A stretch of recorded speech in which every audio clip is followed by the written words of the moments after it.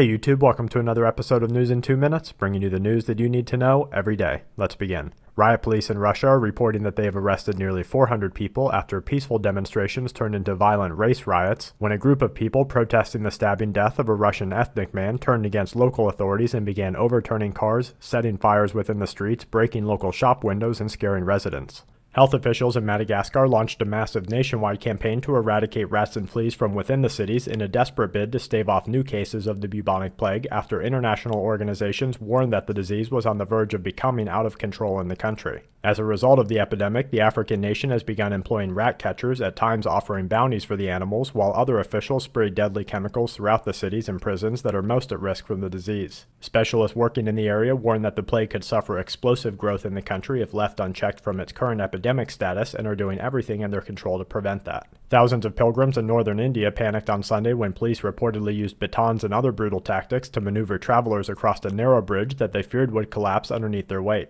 State officials reported to local agencies that nearly 25,000 people were on the bridge on Sunday when a section of the bridge's railing broke, setting off a rumor that the structure was about to give way, resulting in a stampede that left over 90 people dead and more than 100 others injured. The head of the International Monetary Fund has warned that the combination of a U.S. government shutdown coupled with a default on the country's debt would result in a massive disruption that could threaten the entire global economic recovery.